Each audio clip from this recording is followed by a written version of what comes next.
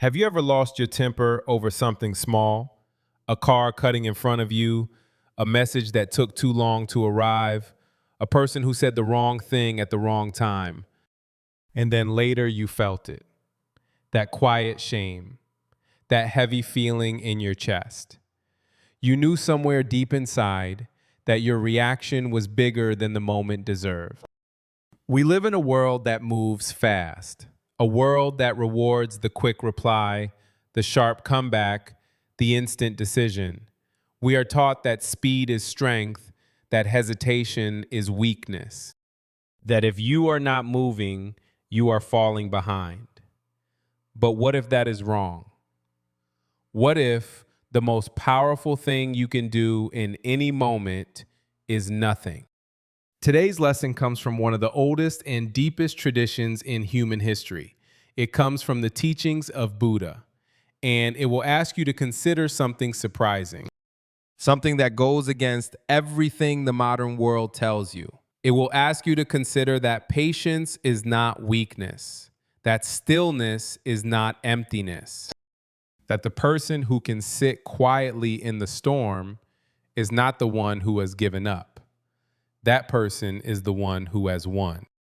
This lesson is for English learners who love ideas that go beyond words, ideas that reach into how you live, how you breathe, how you choose to respond when the world pushes you.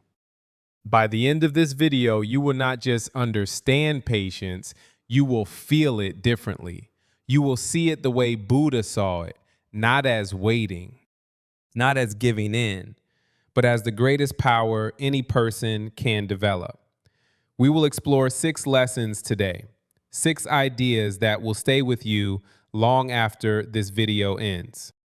And we begin with one simple truth that I want you to carry through everything we discuss today. The greatest power is not action, it is stillness. Let us begin. Lesson 1. The world rewards reaction. Think about your morning. Not this morning, any morning. Your alarm goes off. Before you even sit up, your hand reaches for your phone. A notification, then another. Someone posted something, someone replied, someone disagreed, and before your feet have touched the floor, your mind is already running, already reacting, already inside 100 small emergencies that did not exist 8 hours ago. This is not an accident. The world you live in was designed to pull your attention. Every app, every notification, every headline was built to make you feel that you must respond. Right now, immediately, without thinking. And the strange thing is, part of your brain agrees. Deep inside your mind, there is an old system, a system that has been there for hundreds of thousands of years. Scientists call it the fight or flight response. When your ancient ancestors heard a sound in the forest, their hearts beat faster. Their muscles became tight. Their minds became sharp and focused on one thing: danger, react, survive. That system saved your ancestors' lives. But here is the problem. Your brain does not know the difference between a tiger in the forest and a rude comment on the internet.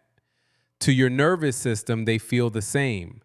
Your heart beats faster, your chest tightens, your mind narrows to one thought: react, respond, defend. And so you type the angry reply. You say the sharp word. You make the quick decision that you later wish you could take back. The world rewards reaction. It gives you the feeling of power, the feeling that you did something, that you responded, that you were not weak. React quickly, and people think you are decisive. React strongly, and people think you are confident. But look more carefully. The person who sends the angry message at 11 at night, are they powerful? The leader who makes the fast decision without listening, Do things go well for them? The friend who always has a sharp reply ready. Are their relationships deep and peaceful? Reaction feels like strength. But most of the time, it is just noise. And noise, no matter how loud, builds nothing. There is a better way, a quieter way, a way that your nervous system will resist at first because it goes against every instinct you have been trained to follow. Buddha saw this clearly thousands of years before smartphones, before social media, before the 24-hour news cycle. He saw that human beings suffer not just because bad things happen. He saw that we suffer because of how we respond to bad things. He saw that we have a choice, not a choice about what happens to us. We cannot always control that, but a choice about what happens inside us. And that choice, that small and quiet choice, is where all the real power lives. So what does patience actually mean? Because most of us have it wrong. We think it means waiting. We think it means enduring. We think it is something quiet people do because they are too afraid to speak. Buddha would say otherwise. And that is exactly where we go next. Lesson 2, what patience really means. Let me ask you something. When you hear the word patience, what do you see in your mind? Maybe you see someone sitting in a waiting room staring at the wall. Maybe you see a person who never speaks up, who accepts everything, who lets the world walk over them without complaint. Maybe patience to you feels like something people say to make you feel better about a situation you cannot change. Wait. Be patient. It will come. And deep inside, you wonder, is patience just a polite word for giving up? I understand that feeling. Many of us were taught patience as a kind of quiet suffering. Hold your breath. Keep your head down. Endure. But that is not what Buddha taught. In the ancient Pali language, the language of early Buddhist texts, the word for patience is khanti. And khanti is nothing like the image of a person sitting quietly in a waiting room. Khanti means forbearance. It means the capacity to bear difficulty without losing your inner balance, without losing your center, without being pulled away from who you truly are. It is not passive. It is not weak. It is not silent surrender. Khanti is conscious strength. It is the decision made in the hardest moments to remain yourself, to not become the anger, to not become the fear, to not become the noise. Think of a very old tree, one that has stood in the same place for 100 years. When a storm comes, that tree does not fight the wind. It does not become rigid and try to stop the storm with force. But it also does not fall. It does not break. Its branches move, yes. It bends, it shakes, but its roots hold. That is Khanti. That is Buddhist patience. Not the absence of movement, not the absence of feeling, but the presence of something deeper, something that cannot be shaken no matter how strong the wind becomes. Now think of a chess grandmaster sitting across the board from a difficult opponent.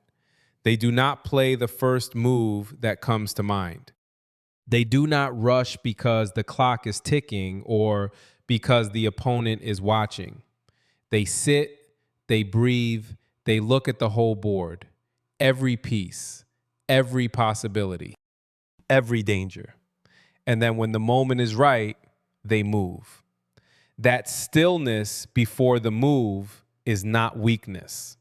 That is where the game is won. This is what Buddha saw. That the person who can hold their center, who can stay calm inside while everything outside is moving and loud and urgent, that person has access to something extraordinary, a kind of clarity, a kind of vision that the reactive person will never find. Because when you are busy reacting, you cannot see clearly. You can only see the thing that triggered you. You become small. You become the moment. But when you are still, you can see everything. The patient person does not miss things. They see more than anyone else in the room. They hear what is not being said. They understand what others are too busy to notice. Patience is not waiting for the storm to pass. Patience is learning to stand in the storm and see through it. The greatest power any person can develop is not action, it is stillness. And now I want to show you something that will make this idea very real, very personal. Something Buddha taught that perhaps no one has ever explained to you this clearly before. It is the story of two arrows. Lesson 3, the second arrow. Imagine you are walking through a forest. Without warning, an arrow flies from the trees and strikes your arm. The pain is sharp and sudden. You cry out. Your heart races. Your whole body responds to the shock. That arrow is real. That pain is real. And no one, not even Buddha, would tell you that you should not feel it. Pain comes. Loss comes.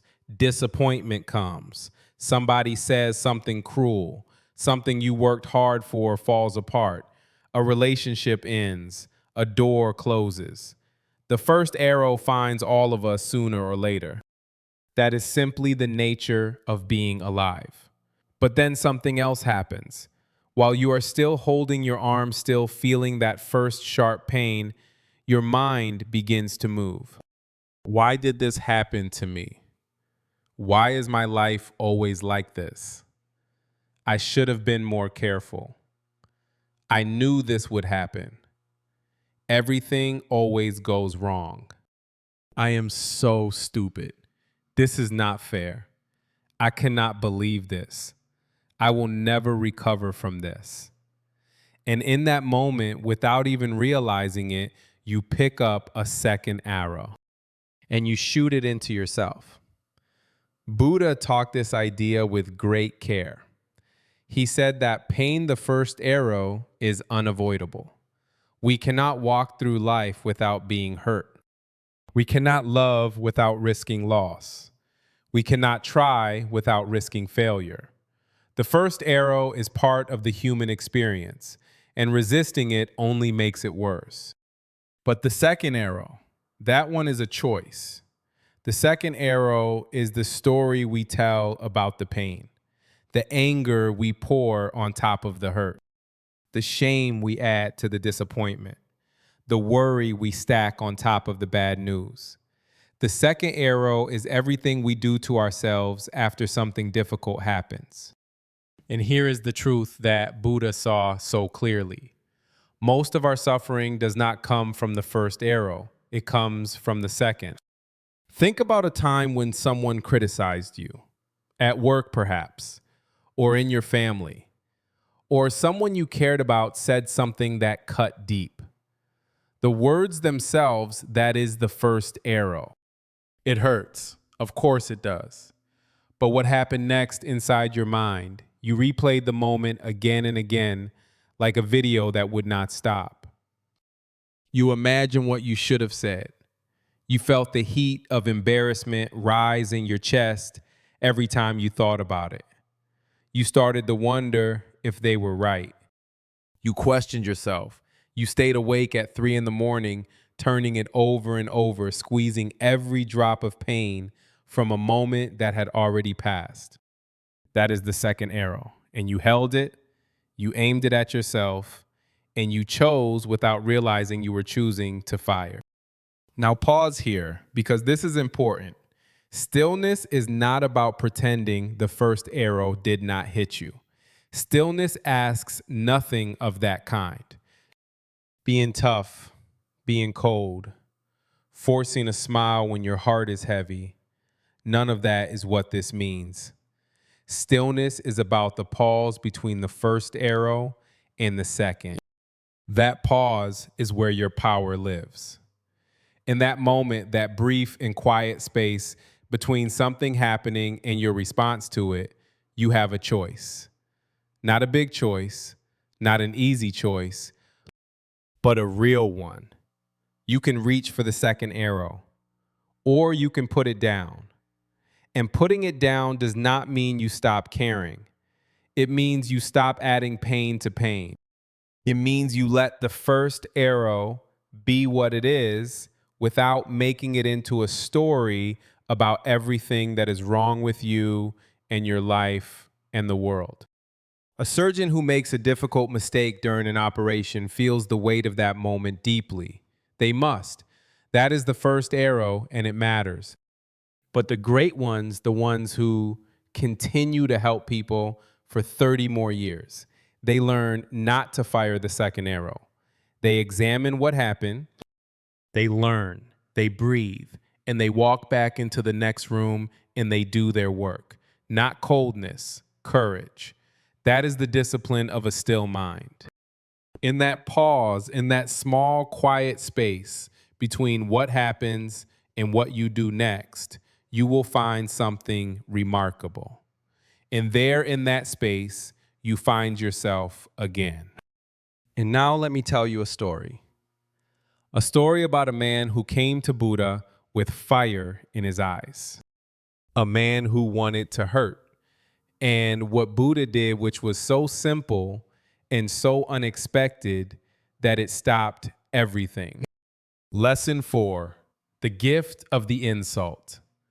One day, a man came to find Buddha. He had heard about this teacher who spoke of peace and compassion, and something about that made him angry. He did not want peace. He wanted to fight. He pushed through the crowd that had gathered to listen, stood directly in front of Buddha, and began to shout. He called Buddha a fraud. He called him foolish. He questioned everything Buddha had ever taught. He used sharp words, cruel words, the kind of words designed to wound, to humiliate, to make the other person small. The crowd grew very still, and Buddha sat quietly. He looked at the man with calm, open eyes. He did not flinch. He did not raise his voice. He did not turn away. He simply waited until the man had finished. Then Buddha spoke, gently, curiously, as if they were having an ordinary conversation on a quiet afternoon. He said, "If you prepared a gift for someone and that person refused to accept it, who would the gift belong to?" The man blinked. The question surprised him. He answered slowly. "It would belong to me," he said, "the one who brought it." Buddha nodded. "Then I do not accept your anger," Buddha said. "It remains yours." The crowd was silent. And the man stood there holding all of his fire and all of his fury with nowhere left to put it. Think about what happened in that moment. The man came with a weapon. He came ready for a battle. He expected resistance, defensiveness, perhaps fear. Those responses would have given his anger somewhere to go. They would have fed it, grown. It made it feel justified. But Buddha gave him nothing to push against. And without resistance, the anger had no direction. It could not land. It simply stayed where it began, with the man who brought it. This is one of the most quietly powerful ideas in all of Buddhist teaching. You are not required to receive everything that is thrown at you. When someone comes at you with criticism, with cruelty, with blame, there is a part of your mind that believes you must respond, that you must defend yourself, that silence means weakness, that letting it pass means you have lost. But consider the opposite. When you react with anger to anger, you have accepted the gift. You have taken it. You have made it yours. Now you are carrying it too. Now both of you are hot. Both of you are small. Both of you are trapped inside a moment that helps neither of you. But when you stay still when you breathe and look calmly and choose not to receive what is being offered, something extraordinary happens. The other person is left alone with what they brought. And that is not cruelty and it is not indifference. It is the most honest response you can offer because you are not adding fuel, you are not escalating, you are not making the fire bigger. You are simply refusing to burn. Think about your own life. A family member who always finds fault, a colleague who pushes, a stranger online who is looking for a fight, someone who, for reasons that have nothing to do with you, needs to send their pain somewhere. You do not have to catch it. You are not required to catch everything that is thrown at you. This does not mean you never speak. It does not mean you accept mistreatment in silence forever. There are times to speak clearly and firmly. But even then, the speaking comes from stillness, not from reaction. It comes from choice, not from being pulled. There is a difference between choosing to respond and being unable to stop yourself. That difference is everything. Remember, the greatest power is not found in action, it is found in stillness. And if stillness is so powerful, why do so few people have it? Why does it feel so rare, so difficult, so far away? Because most people believe it is something you either have or you do not. They think it is a personality, a gift, something you are born with or you are not. Buddha would disagree. And so would every person who has ever truly built it. Lesson 5, stillness as a skill. Let me tell you about two people. The first person is naturally calm. They were born that way, it seems. Nothing rattles them. In difficult meetings, they speak slowly and clearly. In arguments, they never raise their voice. In moments of crisis, they are the one everyone else looks to. People say about them, they are just like that. That is their personality. They are lucky. The second person was not born calm. As a child, they had a quick temper. As a teenager, they said things they regretted. As a young adult, they reacted too fast, too hard, too often. They lost things because of it. Relationships, opportunities, respect. But somewhere along the way, they made a decision. Not a dramatic decision. Not a single powerful moment of change. Just a small, quiet decision made again and again in ordinary moments over many years. To pause before speaking. To breathe before responding. To sit with discomfort instead of immediately trying to escape it. And slowly, the way a river shapes stone, not through force but through patience, they changed. Now tell me, which of these two people do you respect more? The one who was born calm or the one who built it? Stillness is not a personality. It is not a gift that some people receive and others do not. It is a skill. And like every skill, it can be learned. It can be practiced. It can be built piece by piece in the small moments of every ordinary day. Think about a surgeon preparing for a long and difficult operation. In the hours before they walk into that room, they do not pace nervously. They do not check their phone every few minutes. They do not talk loudly or move quickly. They become still. They review what they know. They breathe. They let everything unnecessary fall away until all that remains is clarity and focus. That stillness is not accidental. It took years to develop.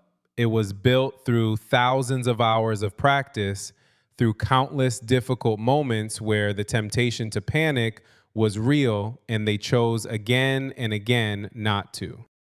Their still hands saved lives, but it was their still mind that made their still hands possible. Or think of an old fisherman sitting alone on a quiet river at dawn. He does not pull the line every few minutes to check if anything has happened. He does not grow impatient and change positions every 30 seconds. He has learned through long experience that the fish will come when the fish will come, and that pulling too soon, reacting too quickly, destroys the very thing you are waiting for. He sits, he watches, he waits with full attention, not empty waiting, but alert and ready stillness. And when the moment comes, he knows exactly what to do. Not passivity, mastery. So how do you build this? How does a person who has spent years reacting begin to practice stillness? It begins very small. Before you send the message, pause. 3 breaths, just 3. Before you answer the difficult question, let 1 moment of silence pass. Not long, just enough to feel your feet on the floor. When discomfort rises inside you, when the urge to react, to escape, to fix, to speak becomes strong, sit with it for 10 seconds before you move. Just 10.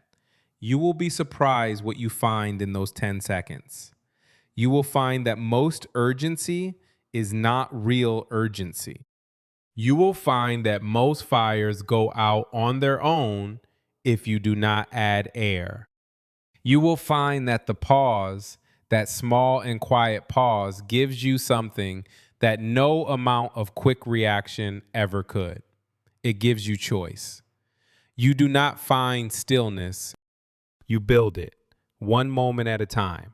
And when you have built enough of it, you will discover something that Buddha knew and that every truly still person eventually discovers.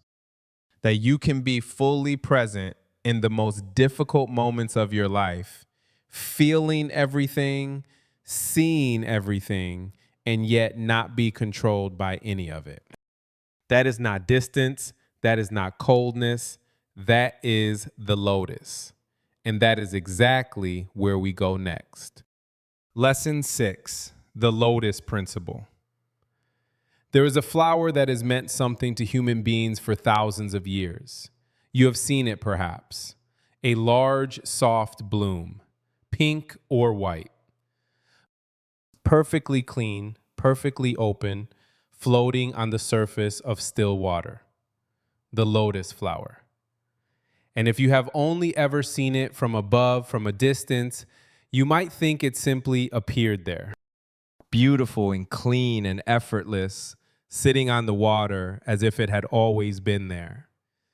But look beneath the surface. The roots of the lotus do not grow in clean soil. They grow in mud, dark, thick, heavy mud at the bottom of ponds and rivers, the kind of mud that covers everything it touches, the kind of mud that stains. And yet, the lotus rises through all of it. It pushes upward through the dark water, through the mud, through the weight of everything below. And when it finally reaches the surface, when it finally opens, it is spotless, untouched, as clean as if the mud had never existed. The lotus does not fight the mud. It does not pretend the mud is not there. It simply does not become the mud.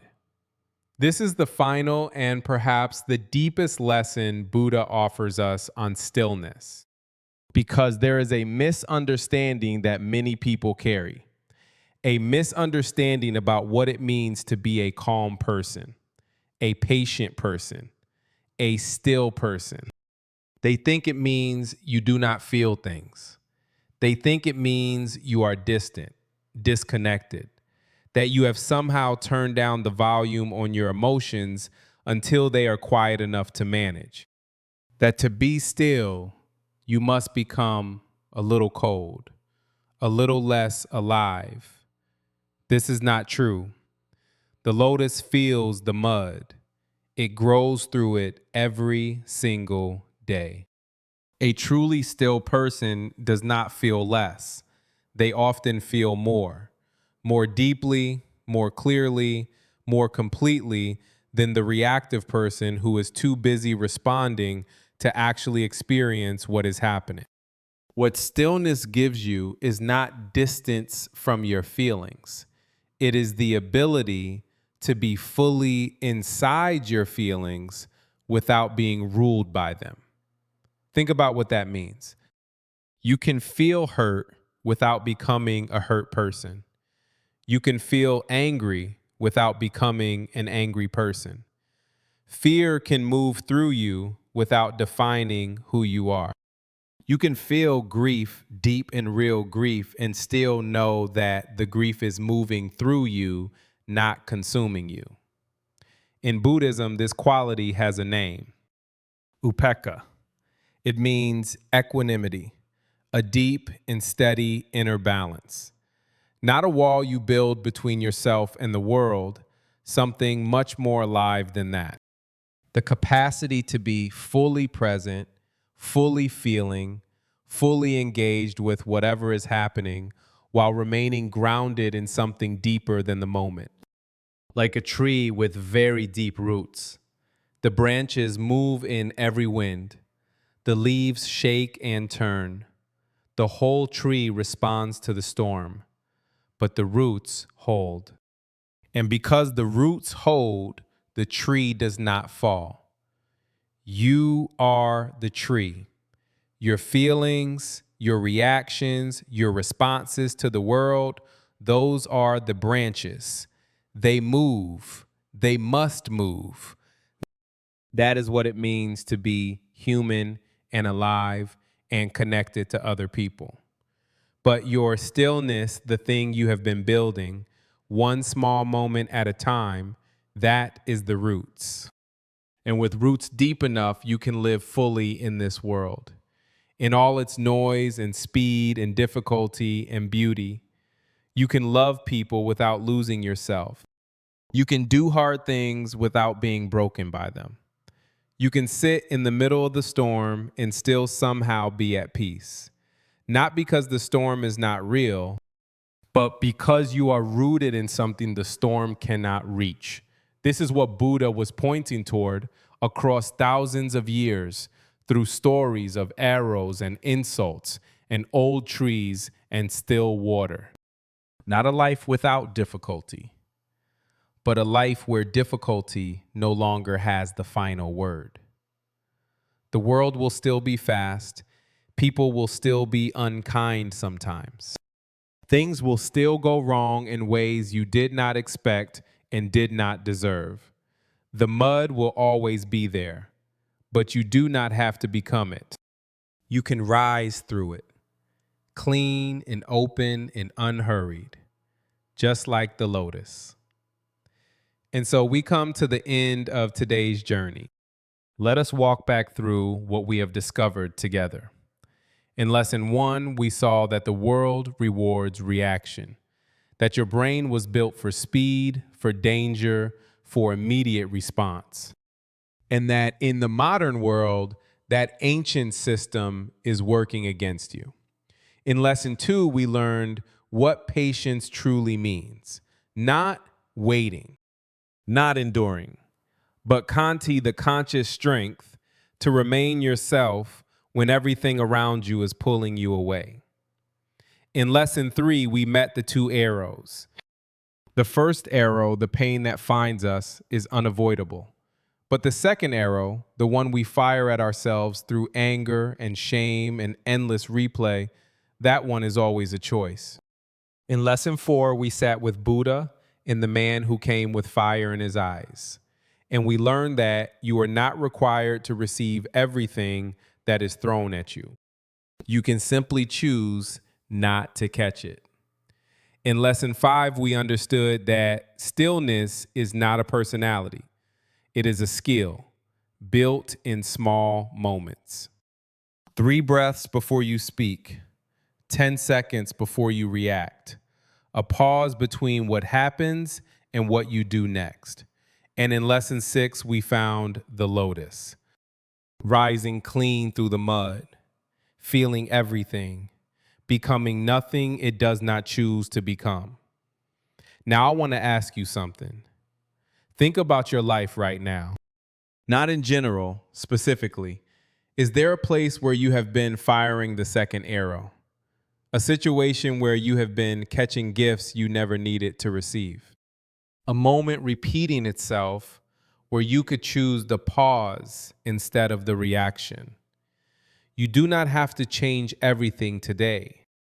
You just need one moment, one small, quiet moment where you choose stillness over speed, where you let the pause do its work, where you trust that in the space between what happens and what you do, there is enough room to find yourself again. That is where the power lives, not in the reaction, not in the noise, not in the speed, in the stillness. If today's lesson opened something in you, I would love to know which part stayed with you the most. Tell me in the comments below. Was it the second arrow? The gift of the insult? The lotus? Every story you share helps this community grow and helps other English learners around the world find lessons like this one. Thank you for spending this time with these ideas and with this language. Learning English through stories that matter is one of the most powerful gifts you can give yourself. And I am grateful you chose to spend this one with me. Until next time, go slowly, breathe deeply, and remember, the greatest power is not action, it is stillness.